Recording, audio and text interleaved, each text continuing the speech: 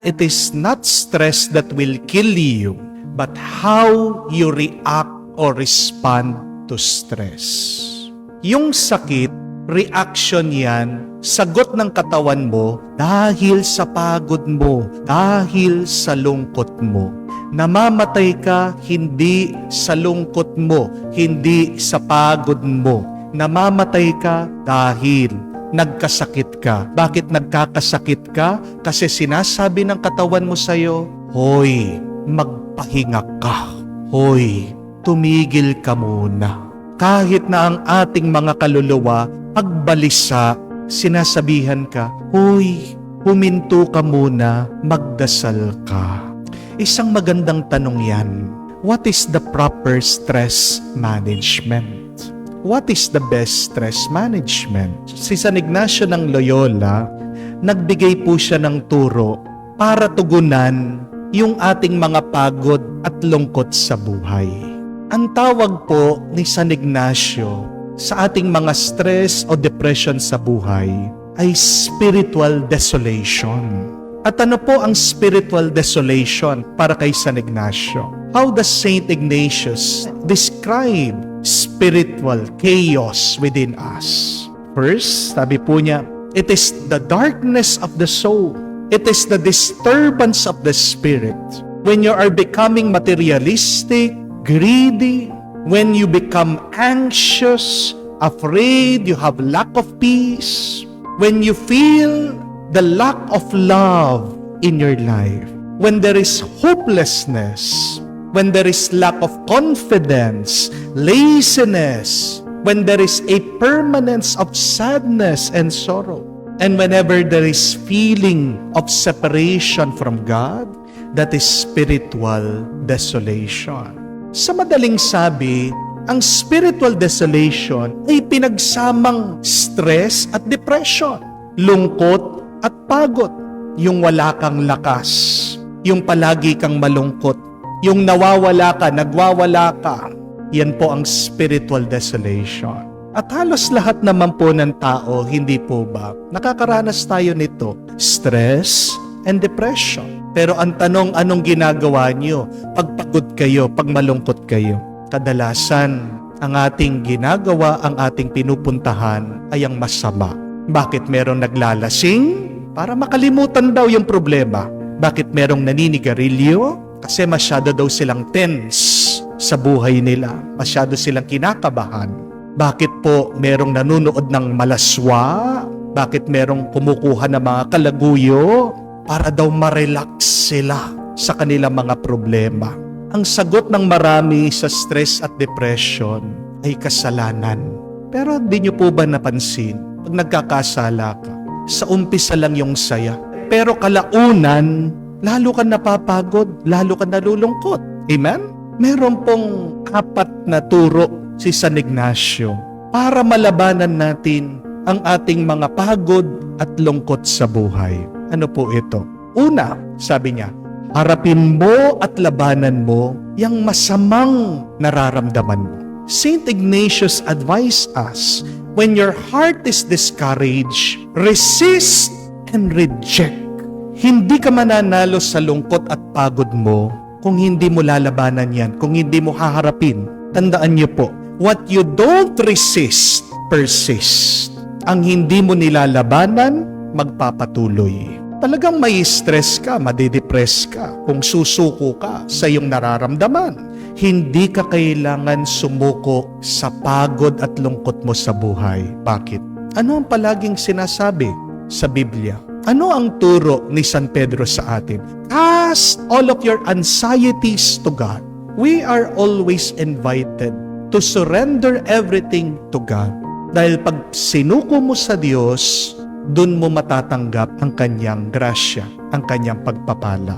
Amen? The first key to fight stress and depression is to face your situation, is to struggle so that you can win. Kasi pag tatakasan mo, tatalikuran mo, hahabulin at hahabulin ka niyan. Mumultuhin at mumultuhin ka. Babalik at babalikan ka ng pagod mo, ng lungkot mo. Kailangan sa isip pa lang natin, labanan na natin ang lungkot at pagod natin. At kaya natin manalo. Bakit? Kasi isip mo yan. Amen? Sa'yo yan. Huwag mong ipapahawak ang isip mo at damdamin mo dyan sa iyong masamang nararamdaman. Bakit kaya natin malabanan ang lahat ng masama sa ating buhay? Binigyan ka ng kakayahan, ng kalayaan at kapangyarihan ng Diyos.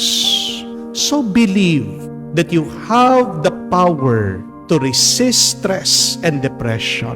Second, pangalawa po, gamitin natin itong 4 na sandata laban sa pagod at lungkot. There are 4 means in order to resist stress and depression. What are these? Number 1, prayer. Magdasal ka. Palagi kang humingi ng grasya at tulong sa Diyos. Second, meditation. Magnilay ka. Basahin mo ang Biblia. Makinig ka sa salita ng Diyos. Magsimba ka. Unawain mo yung binabasa sa loob ng misa. Pakaisipin mo anong sinasabi ng pare. Meditation. Third, examination. Suriin mo ano yung nangyayari sa'yo. Dahil pag hindi mo naiintindihan, matatakot ka. Pag nauunawaan mo, lalakas ang loob mo. Tanong mo sa sarili mo, bakit iyan ang aking nararamdaman? Saan nagmumula ang aking lungkot? Ano ang ugat ng aking pagod? Examine yourself. And fourth, penance. Mag-ayuno ka, magsakripisyo ka. Kung palagi mong pinupuno ang isip mo sa social media, palagi mong pinupuno ang tiyan mo sa pagkain, palagi mong pinupuno ang katawan mo sa bisyo, manghihina ka. These are the 4 weapons that we can use to resist stress and depression. Pero pangatlo, palagi nating isipin, palagi nating tandaan, tutulungan tayo palagi ng Diyos. Sabi po ni San Ignacio, when we are experiencing a spiritual desolation, always remember this truth. God is giving me all of the grace that I need to safely go through this desolation. Hindi ka papabayaan ng Diyos makilaban na wala kang sandata. Hindi ka hahayaan ng Diyos na humarap sa isang problema na walang tulong, na walang grasya. Amen? Meron pong pumunta dito, meron pong bumisita dito sa parokya, nagpapakamat. Inupuan ko, kinausap ko. Nakinig po ako doon sa problema niya. So, binigyan ko po ng advice. At pagkatapos kong kinausap, nagtanong ako sa kanya, o anong balak mo? Alam niyo po, sumagot ulit. Sabi niya, magpapakamat na lang ako, Father. Sabi niya, bakit ka magpapakamat? Sabi ko, hindi ko po naririnig ang salita ng Diyos. Hindi ko po alam kung mahal ako ng Diyos. Sabi ko po sa kanya, hello, ano ako dito, multo? Di ba kaya pumunta ka dito sa simbahan? Kaya gusto mo akong makita. Kaya gusto mo akong makausap kasi naghahanap ka ng advice. Kasi magulong isip mo. Hindi mo ba narinig yung mga sinabi ko? Alam niyo po, isang kasalanan natin Nandyan na sa harapan natin yung tulong ng Diyos. Pero ang tigas ng ulo natin. Nandyan na ang grasya ng Diyos. Pinapalakas ka, pero sarado pa rin ang mata mo, ang tenga mo, ang puso mo sa Kanya. Always remember that. Engrave that into your heart. God's grace is always enough for you. God is always blessing you to see you through in whatever problems that you have in your life. Pang-apat at kahuli-hulihan. Pag meron kang problema, pag ikaw ay nalulungkot, napapagod, find a spiritual advisor. Maghanap ka na maggagabay sa iyo. Pare, madre, isang tao na alam mo madasalin, malapit sa Diyos. It is very important for us to seek advice from competent people. Kaya nga nai-stress tayo kasi hindi natin alam kung anong gagawin natin. Pero meron ng ibang tao na una sa iyo, nagkaroon ng problema, pero nalampasan nila. Hanapin mo yung mga taong yun. Hindi ka nag-iisa. Kaya nga po, alam nyo, para sa akin, napaka-bless na mga pamilya pag meron po silang nakakatanda, mga magulang, na nagbibigay na magandang payo o advice sa mga nakakabata. Di po ba? Hindi lang naman ang kailangan natin sa pamilya, pera, pagkain, kayamanan. karunungan. Huwag nating kakalimutan yan. Aanuhin mo ang lahat ng kayamanan dito sa mundo kung hindi mo alam gamitin yan. Amen? Bakit nagiging malungkot ka? Kasi hindi mo alam kung paano mo malalampasan ang iyong pagsubok at problema. Hanapin mo yung mga taong dumaan na sa problema, magtanong ka sa kanila, magpaturo ka sa kanila, magpagabay ka sa kanila. Para po kay San Ignacio, ang buhay natin dito sa mundo, isang digmaan laban sa masama. Saint Ignatius calls this the spiritual warfare.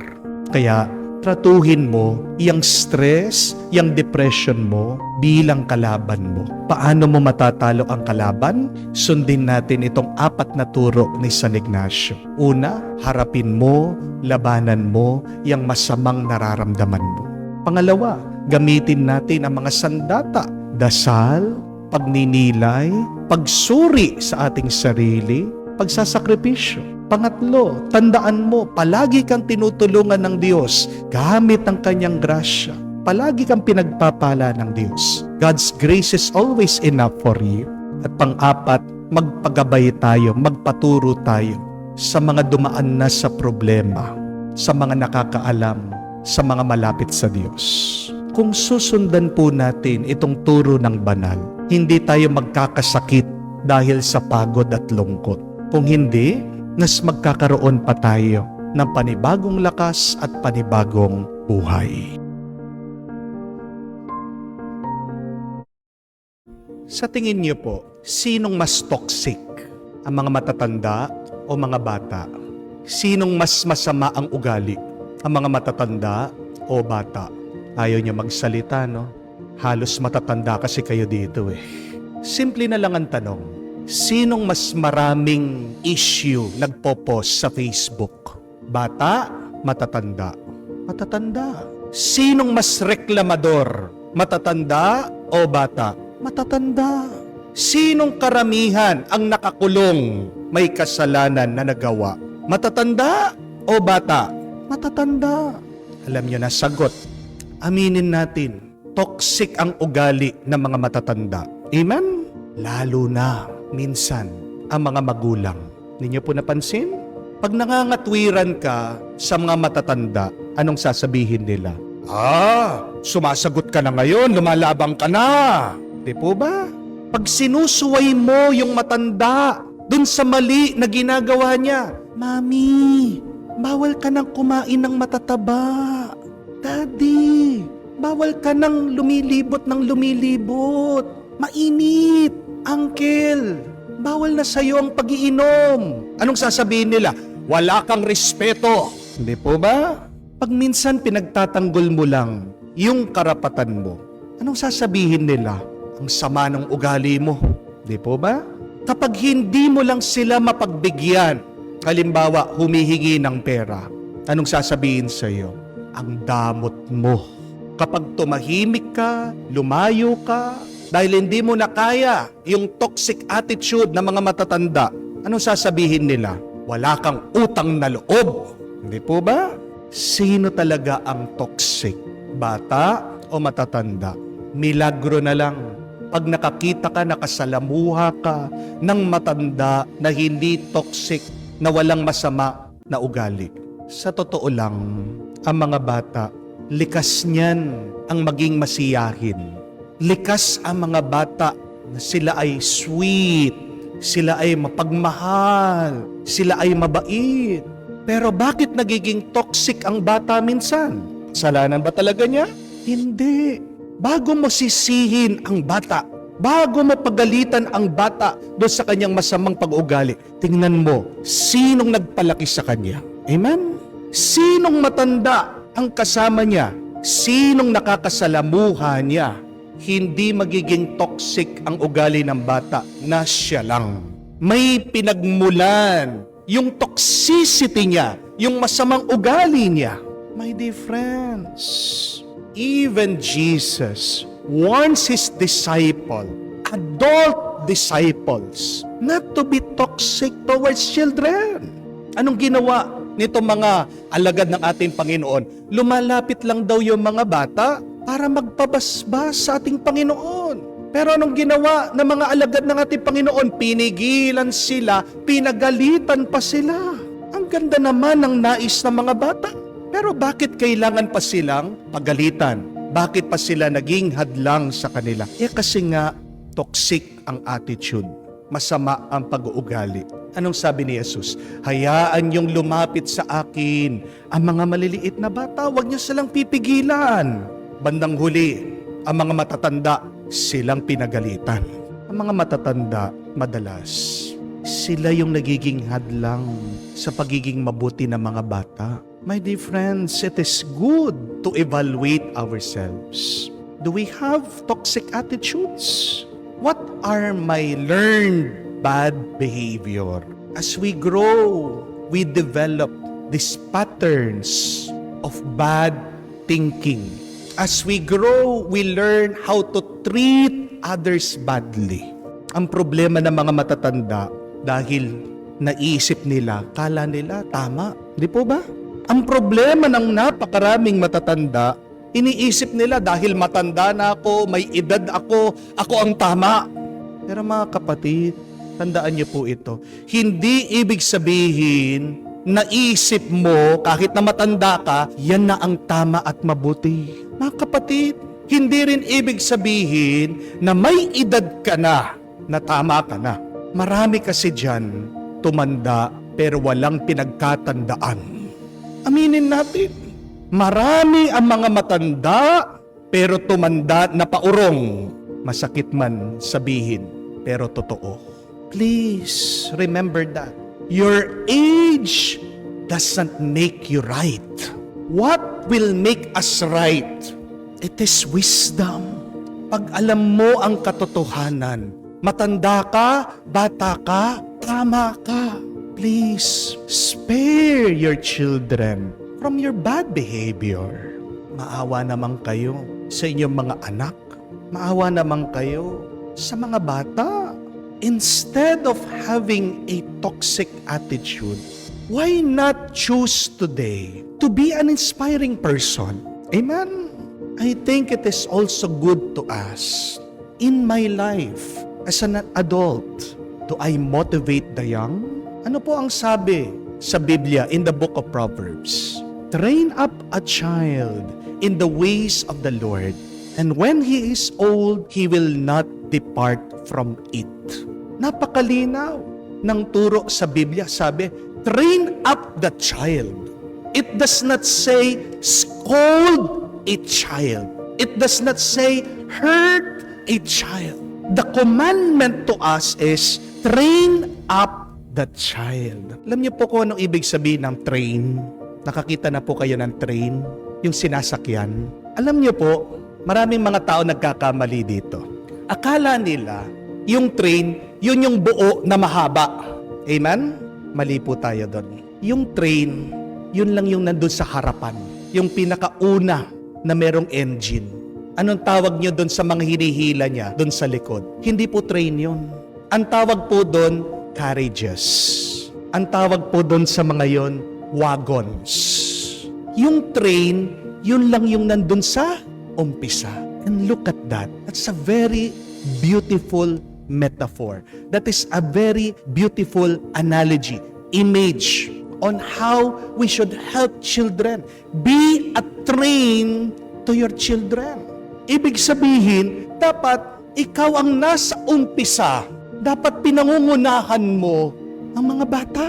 Pero ang tanong, saan mo sila pinangungunahan? Sa mabuti ba? O sa pagbibisyo, sa masama? To train up a child means be in front of the child. Always. Be a good example to the child. Amen? To train up a child means you should lead the young ones. To train up a child means you should pull the little children towards the Lord. The best way to train a child is not by scolding them. It is not by punishing them. But the best way to train up a child is to show them, not only to speak to them. Tandaan niyo po, ang mga bata, ang mga anak niyo, palagi kayong minamasdan, palaging nagmamasid, Natututo sila sa inyo palagi, bawat segundo, bawat minuto. Kahit na hindi po kayo magsalita, kung naman meron kayong ginagawang masama, yun yung mapipick up nila, yun yung matututunan nila. We learn by seeing. Our eyes have ears. We listen through our eyes. Mas malaki pong impact yung ginagawa mo kesa dun sa sinasabi mo. Kung toxic ka, anong kailangan gawin? Napakaganda ng paalaala. In the book of the prophet Isaiah, it says, return, go back to the Lord and live. The Psalms invites us to ask God that we may have a clean heart, that God create in us a clean heart. Mga kapatid, habang malayo ka sa Diyos, habang luma ang iyong puso't marumi ito, magiging toxic ang ugali mo. Amen? Mga kapatid, mag-ingat po kayo. Habang toxic ka, toxic din ang anak mo. We pray that as adults, yes, we make mistakes, but let us correct them. May we help to train up our child in the ways of the Lord.